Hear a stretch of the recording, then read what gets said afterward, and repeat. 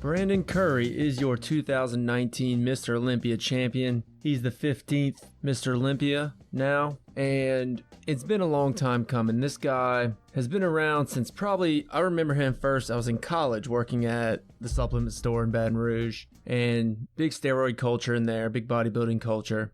And I remember this guy was signed by BSN, him and Trey Brewer, if I remember correctly. And Trey Brewer, he was this football player that I don't think ever really popped. He was just so massive. Everybody thought he'd be the next big thing. And BSN signing these guys before they were even pros was always kind of an eyebrow raiser. But lo and behold, Brandon Curry ends up winning Mr. Olympia. Now, I remember it was 2008 when he finally got his pro card. So from there, he had a showing in 2011 in the Mr. Olympia, but then kind of went dormant. Couldn't really get it figured out. Came back 2017, got 8th place. 2018, got 5th place. And this year, took it all the way. And he looked great. He wasn't the biggest guy on stage, but symmetry looked good. His arms looked good. His chest, his conditioning was top notch. And he came on stage at about 265, and he's about 5'8", so 265, not small by any means. But he walked up there and collected that $400,000 prize, not to mention the sponsorship that comes with that. He beat out William Bonac. In 3rd place was this guy,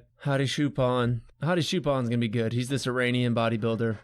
And unless you keep up with this, you wouldn't know, but Iran and the Kuwaits and all that are becoming kind of the new mecca of bodybuilding. In fact, Brandon Curry, one of the things he attributes his improvement is going over there, because these guys will invest so much money into bodybuilding. It's much more popular amongst the regular people over there than it is here. Right here, it's kind of a niche deal that isn't widely accepted. I mean, people know about it. Most people just don't care. But over there, it's a much bigger deal. They're willing to, like anywhere else, any other industry there is, the more people care and are willing to invest, the better you're going to do. And this guy, Hadi, remember his name. I think he's going to be good. 4th place went to Dexter Jackson.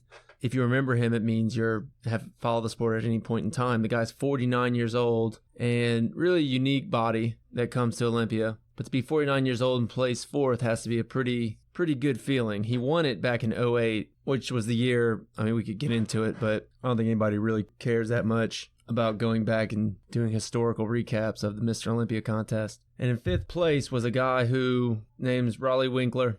He's huge. My brother reached out to me few weeks ago, and reached out. He just sent me a picture on Instagram of this guy, saying like, this guy's going to win the Olympia, right? And my brother's not really into it or anything, but I saw it, and I hadn't really kept up with Mr. Winkler, but I saw him. He was just so massive. Problem is, he came in a little flat, a little soft, so that ultimately took him out of it. And if he could work on his conditioning and really get to that good level where you can see all his striations and all that, he's also a little taller, so that kind of aesthetically makes him look I don't know. He looked huge. He looked massive. But like I said, the conditioning wasn't quite there. So this Mr. Olympia, Brandon Curry is never going to get a ton of credit for this one because Phil Heath, 7-time Mr. Olympia, didn't compete because he's just doing other stuff. And Sean Roden, Flexitron, last year's winner, who looked great in his social media stuff leading up to it. He looked like he was competition ready. But he was accused of sexual assault by this female bodybuilder, so they weren't letting him compete. He appealed, and I think it didn't work. I'm not sure of the details of the story, but for them to completely tell the champ he can't compete, there must have been some not so good evidence as far as this guy.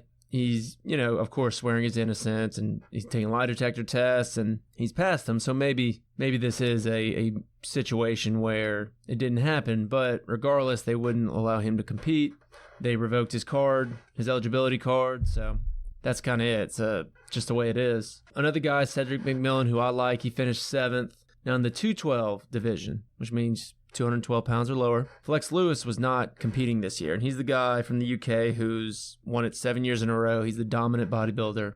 Pound for pound, maybe one of the best of all time. He's right there with Franco Colombo for that title, but he wants to move up. So he took the year off. He's trying to gain muscle. So he'll probably compete in the Open next year, and I think he has to still win. I don't think he gets automatic eligibility, so he still has to win or place top 3 in his pro show, or whatever the rules are nowadays. But this guy, Kamal Elgarni, I hope I'm saying that right, ended up winning. Although I was talking to Max, he's a bodybuilder here at the gym, and he seemed to think Derek Lunsford from the U.S. looked better, just didn't get the points. So who knows? Like I said, I didn't watch that live. I saw the final pose down and all that, the main guys with Rolly and Curry and all that. And then Whitney Jones won fitness for the women. As far as men's classic physique and all that, I can rattle off names, but you're not going to know any of them.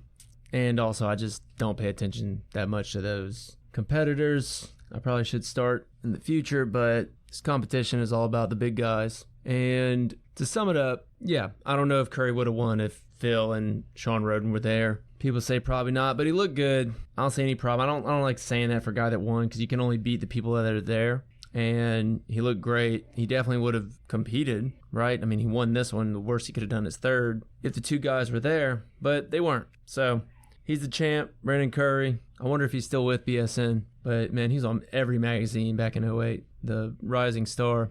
And I'm kind of surprised it took him this long. Now he's 36. Took him this long to really reach the peak, right? When you get 8th in 2011, people expect you to really be competing 12, 13. But, nothing till the late 2010s.